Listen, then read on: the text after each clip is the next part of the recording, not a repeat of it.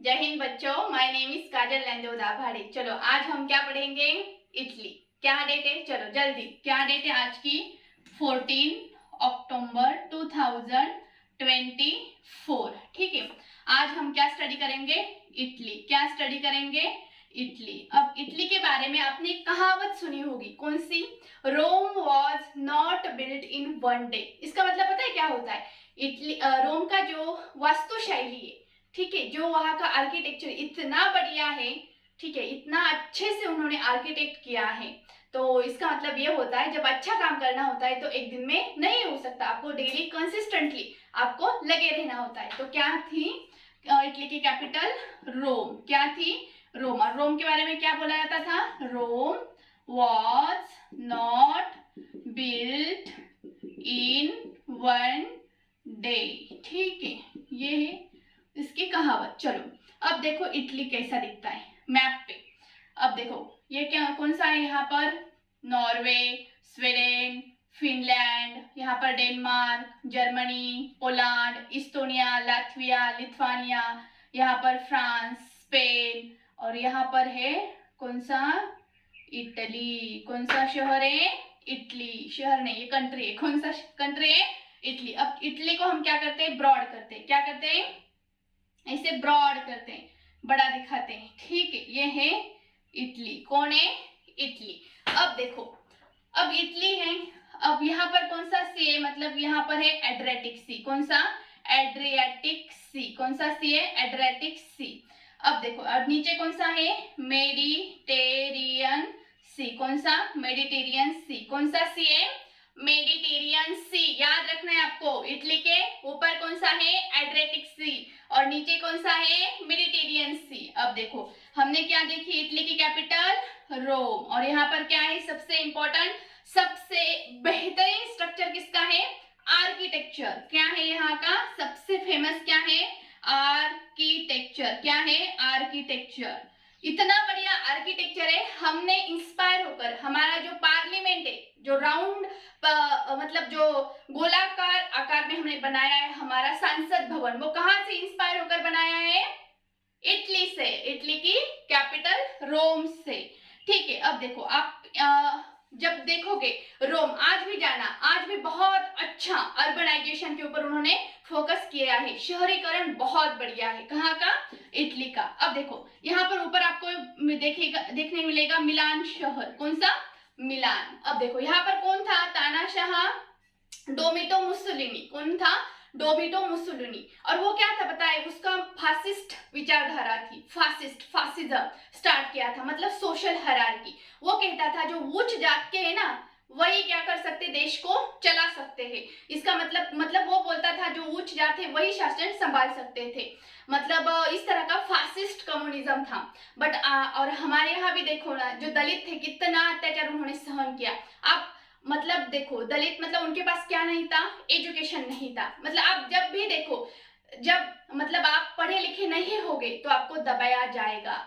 देखो बाबा साहेब अम्बेडकर, डॉक्टर बाबा साहेब अम्बेडकर, उनको पढ़ने लिखने नहीं दिया था, बट फिर भी उन्होंने पढ़ लिख कर इतने काबिल बने, तो उन्होंने क्या लिख डाला अपना? भारत का संविधान, कॉन्स्टिट्यूशन ऑफ इंडिया।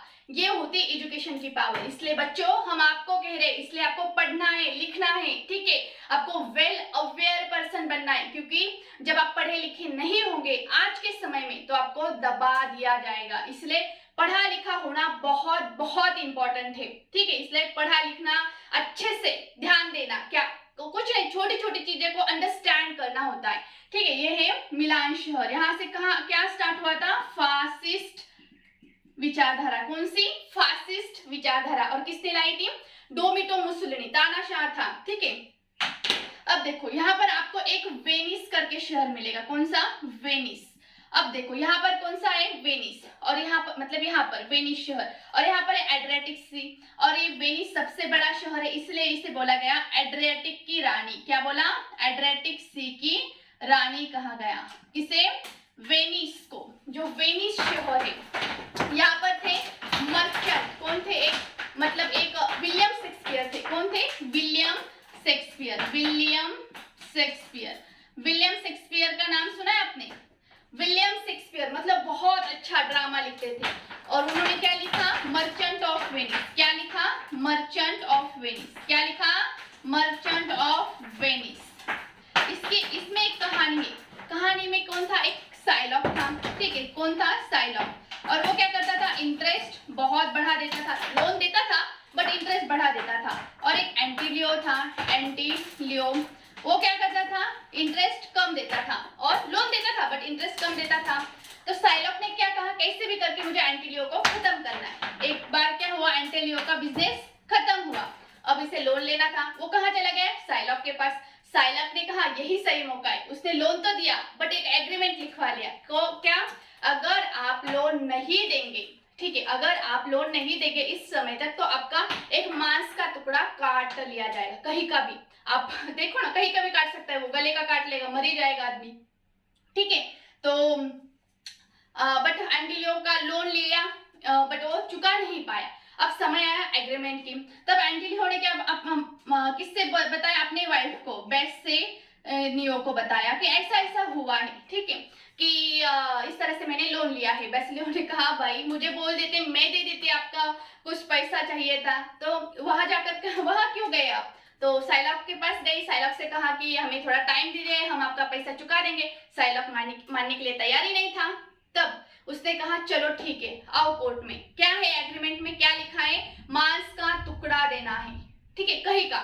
और ये बेसिलियो क्या थी, लॉयर थी। क्या थी, लॉयर। उसने कहा हाँ, मांस का टुकड़ा काटो बट एक भी बूंद रक्त का नहीं निकलना चाहिए। क्या बोला, एक भी खून का बूंद नहीं निकलना चाहिए। साइलॉक बोला ये भाई ये कैसे हो सकता है। उसने कहा नहीं, ये आपको काटना है काटो बट एक भी बूंद रक्त की नहीं निकलनी चाहिए। बट साइलॉक कहा चलो ठीक है, पैसा दो। मैम, अब बेसिलियो क्या बोली, अब पैसा वैसा कुछ नहीं, आप मांस का टुकड़ा काटना है तो काटो, नहीं तो लोन माफ कर दो। और साइलॉक ने क्या कर दिया, लोन को माफ कर दिया। तो इस तरह से मतलब ये कहानी है बट उन्होंने क्या लिया, लायोनेस, जिवंतपणा आणला, ठीक है, त्या कहाणीमध्ये, ठीक है। तो ये थी कहानी, किसने लिखी थी, विलियम शेक्सपियर ने।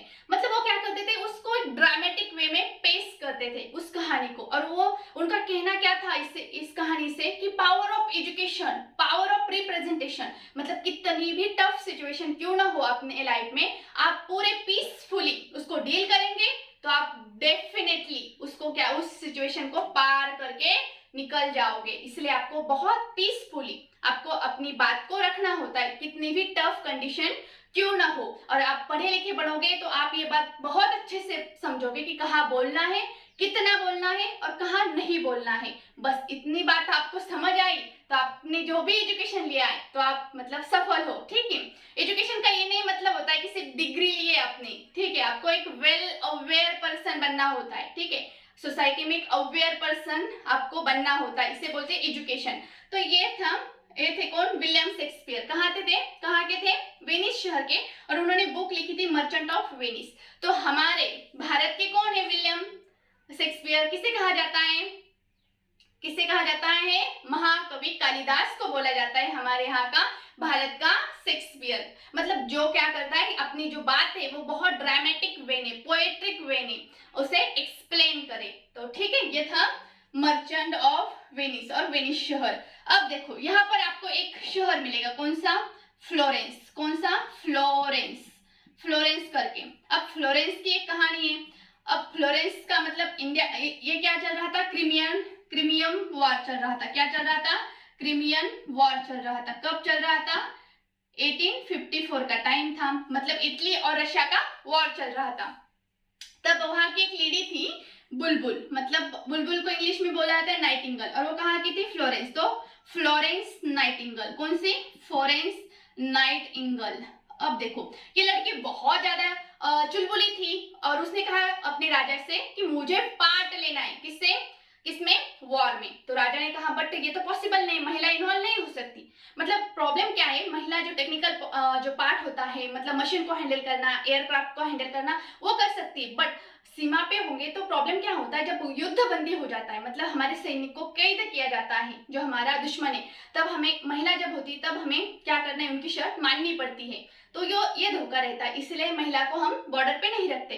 तो उसने कहा चलो ठीक है बट मुझे क्या दो, मुझे सेवा करने का मौका दो, मतलब जो जो भी घायल सैनिक है, जो आर्मी के जो पर्सन है, उनको सेवा करने का मुझे मौका दो।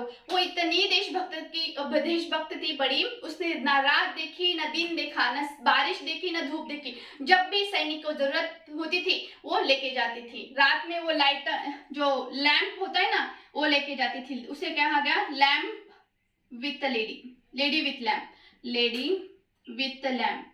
क्या बोला गया? Lady with lamp. मतलब इतनी देशभक्त थी। और जो आर्मी के जो जवान थे उनकी बहुत सेवा की और उन्होंने उनको उसको उपाधि दी, नर्स, नर्स को उपाधि दी बहन, मतलब सिस्टर, सिस्टर। और तब से आज भी यही परंपरा है कि हम क्या बोलते हैं, नर्स को सिस्टर कह के बुलाते हैं। क्या कहते हैं? सिस्टर। तो ये थे फ्लोरेंस नाइटिंगेल। तो वो उसने बहुत सेवा की। किसकी? जो आर्मी के जो पर्सन थे, आर्मी के जो घायल जवान थे उनकी। और आपको पता है आर्मी का डॉक्टर होना आसान नहीं होता है, क्योंकि उसे खुद की भी जान बचानी है और दूसरों की भी जान बचानी है। और पता नहीं चलता किसका हाथ कटा है, कौन सा पैर है, मतलब इतनी कितना मुश्किल होता होगा, आप सोच भी नहीं सकते। तो किसने सेवा की? फ्लोरेंस नाइटिंगेल ने। किसने की? और इसलिए उसे सिस्टर सिस्टर कहने लगे। तो ये था फ्लोरेंस। ये कौन था? फ्लोरेंस। अब देखो यहाँ पर एक है वेटिकन सिटी। कौन सा शहर है? Vatican city. कौन सा शहर है? Vatican city. कौन सा है? Vatican city. अब देखो वेटिकन सिटी क्या है, यहाँ पर है ना सिर्फ क्या रहते हैं, जो क्रिश्चियन होते हैं, ठीक है, जो फादर होते हैं उनको पॉप कहा जाता है। तो पूरे जितने भी पॉप है वर्ल्ड के, वो कहाँ रहते हैं? Vatican city. उन्होंने अपने आप को एक देशी घोषित किया। और जो सीनियर होते हैं, सीनियर पॉप, वो वहाँ के क्या बन जाते हैं? प्रेसिडेंट बन जाते हैं। और वो मतलब बहुत पढ़े लिखे होते हैं। आप कभी मीडिया में नहीं देखोगे कि वो कुछ भी बयान देते हो जिससे दूसरी रिलीजन को हानि हो, दूसरे देश पे इम्पैक्ट पड़े। वो बहुत ज्यादा, मतलब 40 लोगों का संगठन होता है, पूरे बैलेंस वे में अपना ओपिनियन देते हैं। तो ये है वेटिकन सिटी। और यहाँ पर कौन है? मेनली पॉप रहते हैं। उन्होंने अपने आप को अलग देशी घोषित किया है। और पता है इटली में क्या है इंपॉर्टेंट? रिलीजन जो होता है, रिलीजन इज कंप्लीटली सेपरेटेड